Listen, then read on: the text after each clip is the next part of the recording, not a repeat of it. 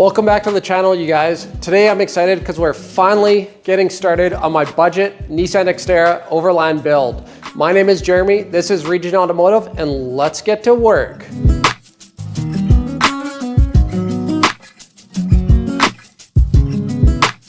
So I'll give you kind of a bit of a backstory on what's been going on with all my projects here and all the shorts and all the promises I've been making on these projects before we jump into it. So if you've been following the channel for a while, I actually started, the first video I did actually was rebuilding the transmission. I had that white GMC Yukon, and that was my wife and I's.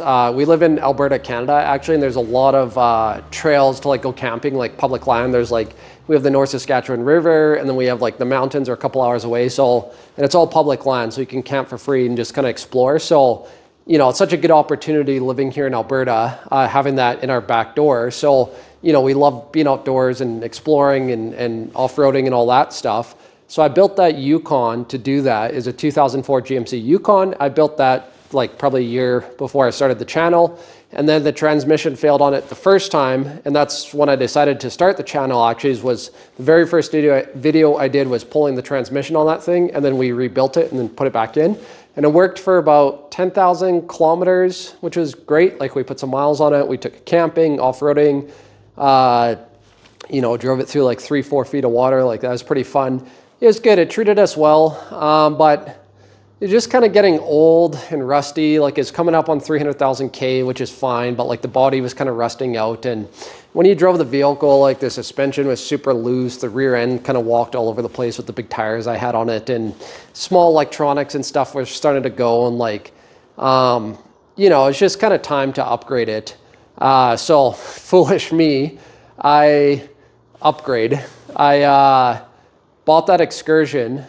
That I've been documenting a lot on the channel. I bought that Excursion with the plan to build that into the Overlander, and I kind of wanted one vehicle to replace all my needs for like my work stuff, I guess. So like I put a lot of thought into it at the time. I liked the Excursion because one, it was big, it was huge. Like we could, that is another thing that we liked about the Yukon as well, is we slept in the back of it, is like big enough where we set up like a air mattress or foam mattress or whatever, and like we're both able to comfortably sleep in the back, and we really liked that. Versus we had a truck with a tent in the bed. That wasn't bad, actually, not a bad option, but like, and then same thing with the rooftop tents. But we really like being in the cab of the vehicle because like in the mountains here, it gets pretty cold at night. So it's like nice kind of being in the insulated cab. It's nice being out of the weather. So like if it rained or snowed or whatever, and it's nice just having our bed and all our stuff in the back of the vehicle. And say if we had like a, you know, a bad weather situation, we just like pack up quickly, jump in the car and drive away. And then also same thing being in Western Canada, we have lots of cougars and bears and all that stuff. So it's just nice sleeping at night, knowing that you're in a protected cabin. So we really like sleeping in the cabin.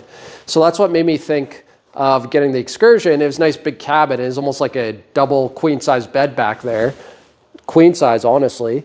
So I like the Excursion because lots of space. And then as you've seen lots of my flipping vehicles as well, some of them aren't running. So I kind of wanted like a diesel to like pull a trailer to like pick up my flip vehicles. And I had the bright idea. I was going to convert it to vegetable oil to get like cheaper fuel. So those were all my ideas, and that's the reason why I got the Excursion. So I searched and I found that one diesel one that I thought I got for pretty cheap. But the one thing I didn't consider is Ford 6-liter starting issues. And I've had nothing but that with that truck. So that's all the stuff I've been documenting, is like that truck hasn't ran or started right since I've had it. So there's that. The first thing is just, it wasn't seeming like it's going to be reliable, especially, you know, if we're out 3-4 hours in the bush, we want to make sure our truck starts every time. So that was the first thing. And then the second thing, my wife kind of brought it up, and I didn't disagree with her. Like, you know, I've watched lots of videos on the Excursion and everyone talking about how good it is, but like, it is a big, heavy vehicle. Driving it around in the city, like our second vehicle, like I have my Infinities, my daily. My wife is like works along a train line, so she'll like take the train to work. But like sometimes she uses it as a second vehicle if she wants to go shopping on the weekend, go out with her parents, sisters, whatever.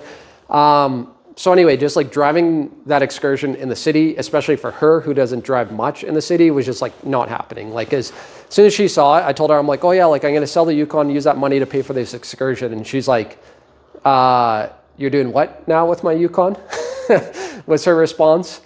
And I didn't disagree with her. Like I didn't mind driving it because I'm used to driving, but it was really big and heavy and like driving around our narrow streets in our neighborhood, trying to park it, all that stuff.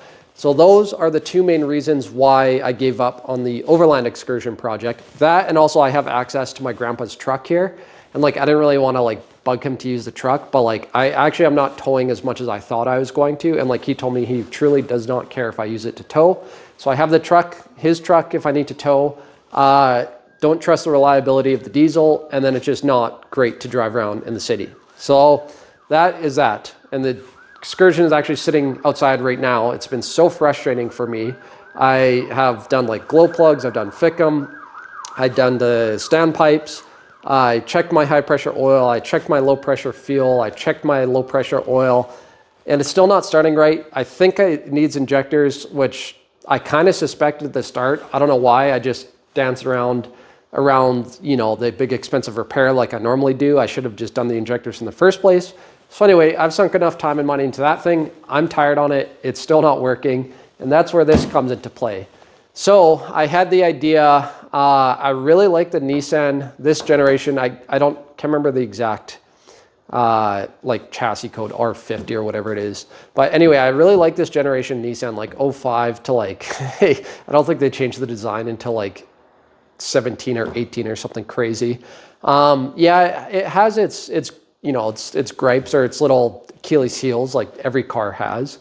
This specific Nissan was a transmission, but it wasn't the transmission. It's actually the radiator. The cooler is built into the transmission. So the cooler will fail internally and then it'll mix the coolant in the transmission fluid. And then obviously coolant or diluted transmission fluid is not good for the transmission, so it burns up the clutches. So that's what happens. So it's easy to prevent actually.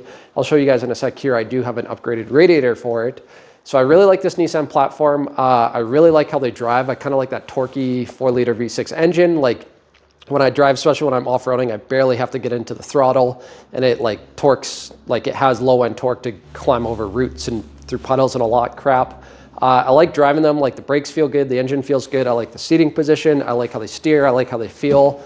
I've worked on lots of them now, so I know these vehicles quite well. And the Xterra especially is quite capable off-road. So we're looking for, I was thinking about a Frontier, but then that had the problem with us sleeping in the back bed. So I actually did that one video on that Frontier Pro 4X. I saw it at the auction, I really like the Pro 4X. I'm like, hey, if this goes for cheap enough, we'll just suck it up and sleep in the back of the Frontier. It did not go for cheap enough. So I was gonna pause the search until I fix and sell the Excursion, but then this came up actually on a Facebook ad, so the ads got me quite well. At this auction, Missioner Allen, that's our local auction here, and this guy came up, and I'll show you in a sec, it was really clean, so it caught my attention, and they advertised that it has engine issues. Like the auction, normally if it has any like quote unquote small issues or like anything that seems internal, they just declare engine issues, or same thing for transmission issues. So they declared this engine issues, and the auction actually took videos of it running, and they took a video of the sound that was making them declare engine issues, and I knew right away it was timing chain. I'll show you guys in a sec here. And I was quite familiar with the timing chains on this because I also did the timing chain on my Infiniti. So I'm like, perfect.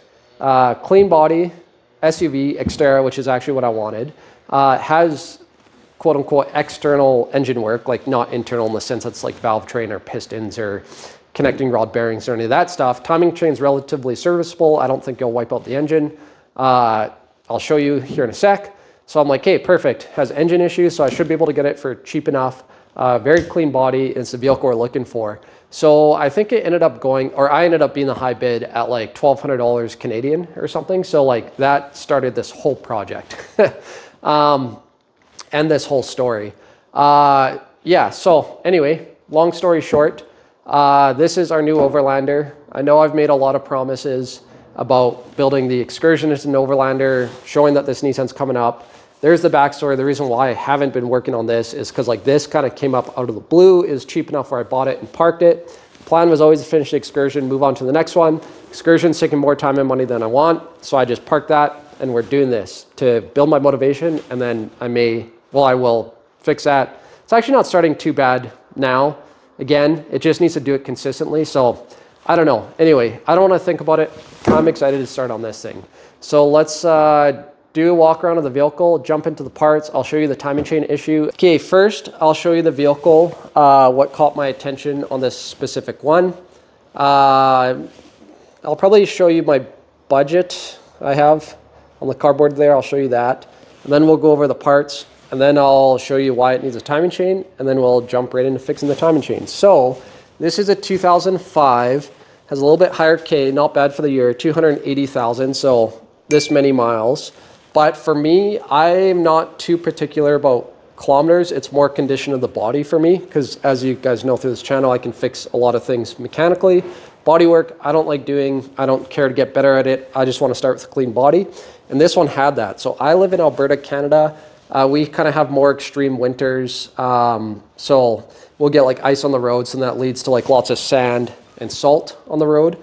This is originally from BC, which is the province adjacent to us. They're a bit milder climate. They get kind of more rain in the winter versus snow. So it's actually a bonus if the vehicle comes from BC, because there's less, cold temperatures, moist, well, I guess rain on the ground, but it's really that salt and sand that kill the vehicles here. So this is originally from BC. So like there is like no rust on the rockers there. Like that is all original. And then every single Nissan I see, Frontier, Pathfinder or Xterra, the rust starts here. Oh, it's locked. Let me get that unlocked.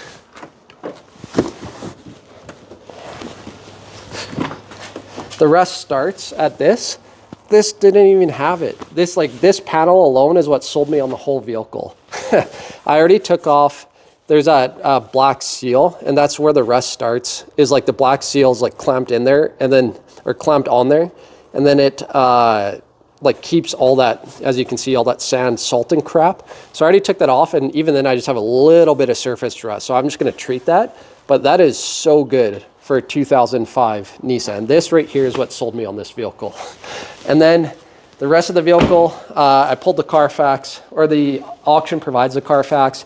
It had like 25 service records, no major accidents. Even the fact that these rims aren't scuffed up, these are in good condition, and it has matching winter tires, Michelin name brand tires, and the tread is good. Right there, that tells me this vehicle has been taken care of. So what I think happened is someone bought this vehicle, loved this vehicle, timing chains went, and they just figured it is old enough, and they didn't want to invest the money, because I'm sure if you took it to a mechanic shop, you're probably looking at $4 or $5 grand for the timing chains, if they don't even recommend to replace the whole engine. And that's actually that's another thing I wanted to talk about. Is I figured this thing cleaning, I was kind of looking at Xterras, and I was expecting to pay $5 grand for just the Xterra, but I paid $1,200 for this. And that's what I was going to say, is like the mechanic bill is probably worth the vehicle alone. Like to replace the engine is probably $4 or $5 grand, or to do a proper timing chain job is probably $4 grand. So that brings my budget here, and I think it'll be pretty cool if we could build this whole thing for the cost to buy a running one.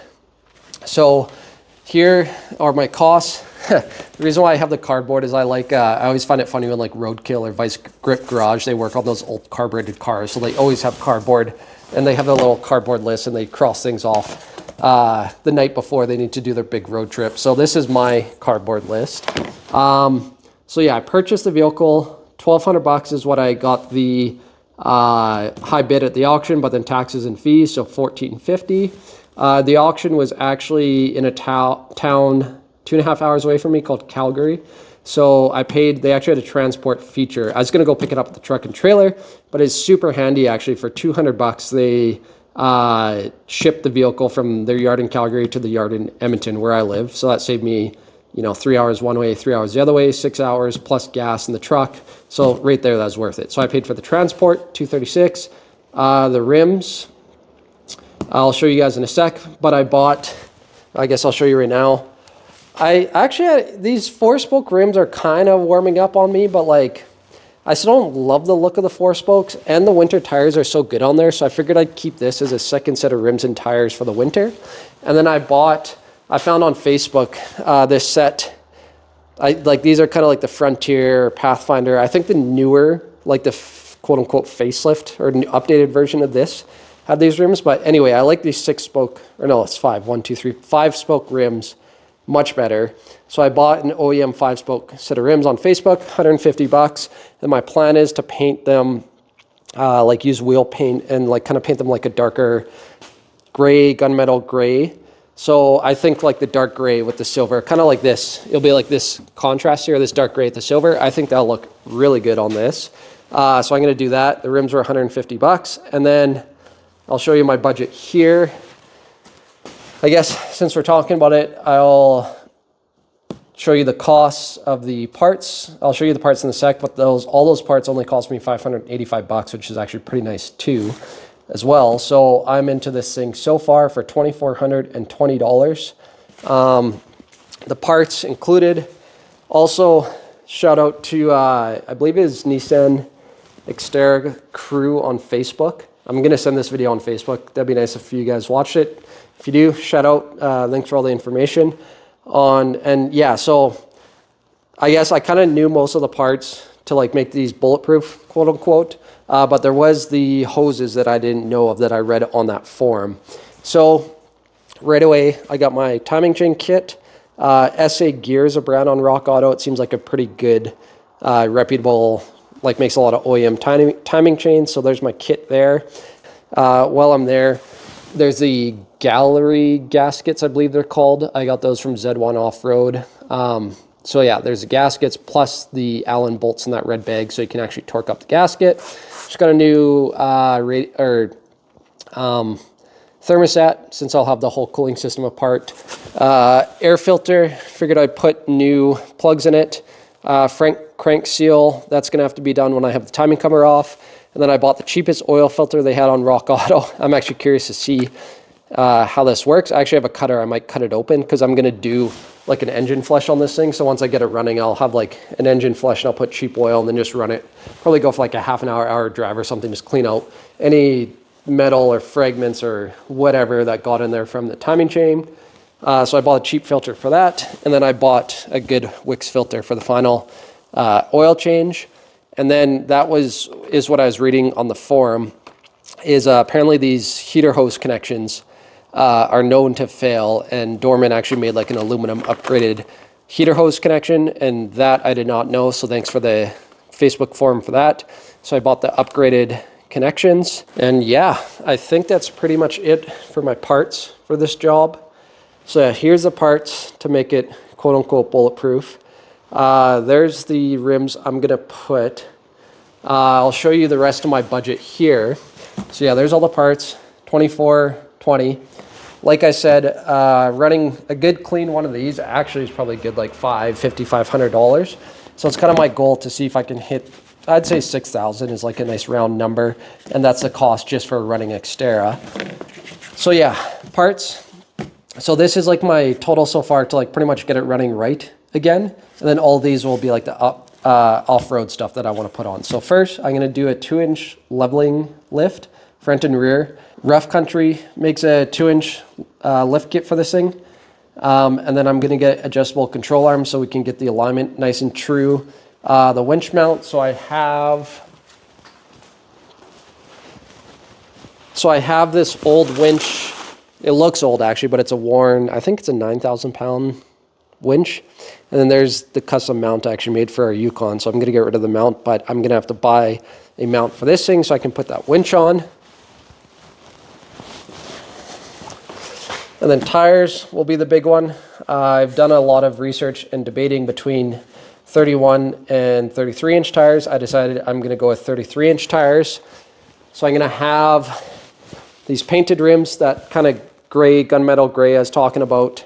And I like the 16-inch rims too. I was debating that, 16 versus 17. I like the 16 because I like the nice, for one, I'll be more comfortable off-road, especially when I air down. I like the nice thick sidewall and like kind of the smaller rim look with 33-inch tires. So I did some research. I think I can buy either a good used set or kind of like an off-brand all-terrain 33-inch tire for around, I've seen some for 1,000 plus mounting. So I'm just gonna say 1,200 for the tires.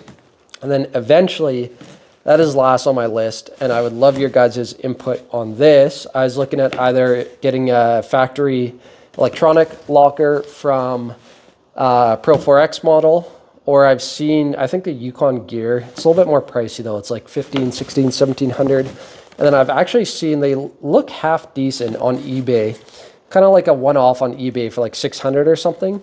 So I approximated $1,000. Eventually I'd like to get a rear locker. That'll be last on the list, obviously. So if we add all these costs up, I should be into this thing for $5,750. So let's see if I can do it. All right, guys, I'm gonna end the video here. I feel like that's been a good introduction to the project. Obviously, I told the backstory with all my Overland projects, and then I went through this one, you know, thoroughly with the budget, all the parts I'm gonna do to it. I don't wanna include the timing chain in this video because it's getting long already. And like I said, I feel like that's a good intro to the project. So I'm just gonna make a totally separate timing chain video.